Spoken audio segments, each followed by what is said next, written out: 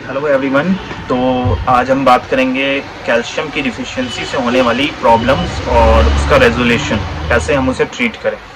ठीक है, तो सबसे पहले बात करते हैं कैल्शियम की डिफिशियंसी से होने वाली प्रॉब्लम्स। तो कैल्शियम की डिफिशियंसी से हमें वीकनेस होगा, ठीक है ना, बोन्स में पेन, जॉइंट्स में पेन, इस तरह की प्रॉब्लम्स हमें देखने को मिलती है। ठीक है, ये पहले के टाइम में 45 के बाद होता था, बट एट दैट टाइम जो हमारा डेली का रूटीन है, ठीक है, और जो खाने पीने का रूटीन है, डेली की हैबिट है कि हम चलते नहीं, मॉर्निंग में हम सवेरे उठ करके जॉगिंग नहीं करते हैं या वॉकिंग नहीं करते हैं, उस वजह से और भी ज़्यादा हमें कैल्शियम की डिफिशियंसी देखने को मिलती है। ठीक है ना, तो अब हमें 35 अप्रॉक्सीमेटली 40 की एज में भी बैक में पेन, जॉइंट्स में पेन, ये सब चीज़ें होने लगती हैं। फीमेल्स में ज़्यादातर होती हैं, और जो ड्राइविंग करते हैं उसको भी ये प्रॉब्लम्स देखने को मिलती हैं। ठीक है, इस प्रॉब्लम्स को हम कहते हैं हाइपोकैल्सीमिया। जो डिफिशियंसी होती है ना कैल्शियम की, उसको हम कहते हैं हाइपोकैल्सीमिया।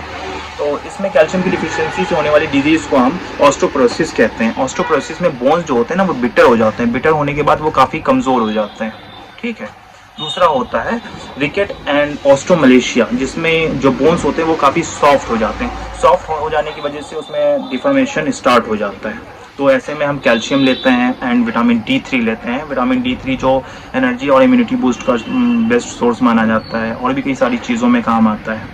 और आपका कैल्शियम जो होता है वो बोन्स को स्ट्रॉन्ग करने में हेल्प करता है।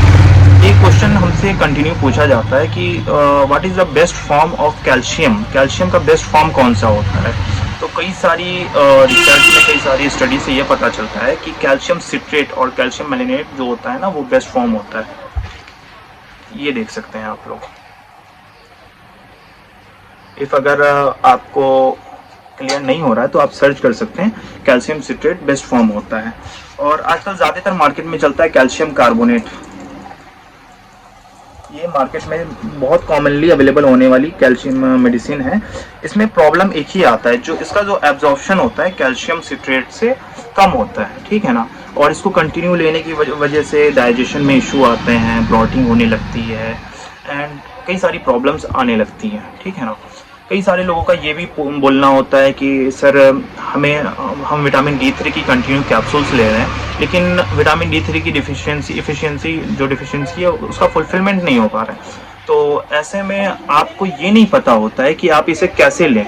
फर्स्ट ऑफ ऑल इसे इनटेक कैसे करना है। इसमें भी 3 फॉर्म आते हैं। विटामिन D3 में 60,000 IU में आते हैं, तो उसमें आपको सैशे के फॉर्म में आते हैं, सॉफ्ट जिलेटिन के फॉर्म में आते हैं, और एक नैनो शॉट्स आता है। तो उस फॉर्म में आप खाने के बाद में, दोपहर में, मिड में खाने के बाद में इनटेक करें, ज़्यादा अच्छा। तो विटामिन D3 की डिफिशियंसी का फुलफिलमेंट करता है। अदरवाइज आप डेली बेसिस में कैल्शियम सिट्रेट ले सकते हैं, ये बेस्ट सप्लीमेंट होता है। अगर आप खाने पीने से ले सकते हैं तो उससे बेहतर कुछ नहीं हो सकता। अगर मिल्क का कंजप्शन आप कंटिन्यू कर रहे हैं तो बेस्ट फॉर्म है। मॉर्निंग उठ करके आप वॉक पे जा रहे हैं, ठीक है ना, तो वो बेस्ट फॉर्म है। लेकिन हम लोग आज के रूटीन में ये नहीं कर पाते, इसलिए डेली बेसिस पे कैल्शियम सिट्रेट लें तो बेस्ट होगा। Thank you so much.